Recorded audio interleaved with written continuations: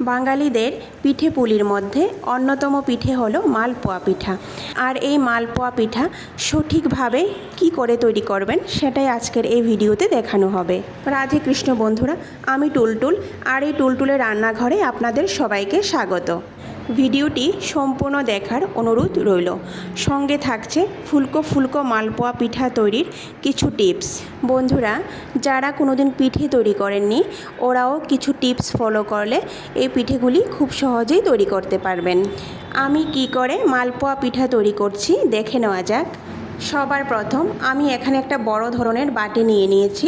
তারপর ছোট বাটি মেপে এর মধ্যে 1 বাটি পরিমাণ শুকনো চালের গুঁড়ো, 1 বাটি পরিমাণ ময়দা আর 1 বাটি পরিমাণ নারকেল কুড়া দিয়ে দিয়েছি। নারকেল কুড়ার পরিমাণটা আপনারা এখানে কম বেশি করতে পারেন।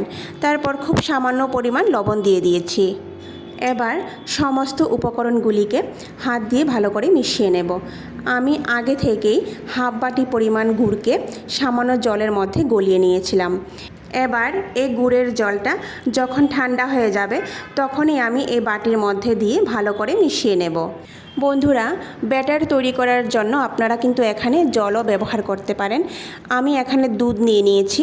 অল্প অল্প করে দুধ দিতে থাকবো আর এইভাবে হাত দিয়ে মাখতে থাকবো। ব্যাটার কিন্তু ঘন হবে, খুব বেশি পাতলা হবে না, আপনারা দেখে বুঝতে পারছেন। বন্ধুরা, এখানে একটা টিপস হলো, পিঠের ব্যাটার যত সময় ধরে ভালো মাখা হবে পিঠেগুলি কিন্তু ততই ভালো হবে। এবার আমি এই ব্যাটারটাকে 20 মিনিটের জন্য ঢেকে রাখবো। ফিরে আসলাম বন্ধুরা 20 মিনিট পর। এবার আবারও এই ব্যাটারটাকে একটা চামচের সাহায্যে ভালো করে নাড়াচাড়া করে নেব। এবার আমি পিঠেগুলি তৈরি করে নেব। আগে থেকেই আমি চুলায় একটা প্যান বসিয়ে এতে পরিমাণ মতো সাদা তেল দিয়ে তেলটাকে ভালো করে গরম করে নিয়েছি। তেলটা যখন বন্ধুরা ভালো করে গরম হয়ে যাবে তখন মাঝারি আঁচে আমি একটা চামচের সাহায্যে পিঠের ব্যাটার তেলের মধ্যে এভাবে দিয়ে দেব। তেলের মধ্যে পিঠের ব্যাটার দিয়ে কিন্তু সঙ্গে সঙ্গে নাড়াচাড়া করব না, একটু পরেই দেখবেন পিঠেটা ফুলে এইভাবে উপরে উঠে আসছে।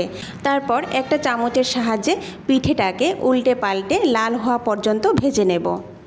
বন্ধুরা, একটা পিঠে আমার এখানে ভাজা হয়ে গেছে। এইভাবে প্রত্যেকটি পিঠে আমি ভেজে নামিয়ে নেব। বন্ধুরা, এইভাবে পিঠের ব্যাটার তৈরি করলে প্রত্যেকটা পিঠে হবে ফুলকো আর একটা পিঠেও কিন্তু ফেটে যাবে না।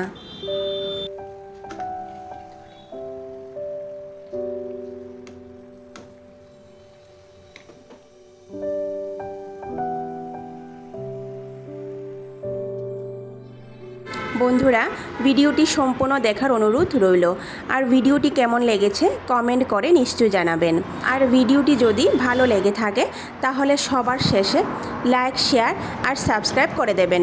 নমস্কার, আজকে এই পর্যন্তই। কথা হবে আবারও পরের ভিডিওতে। ততক্ষণে আপনারা সবাই ভালো থাকুন।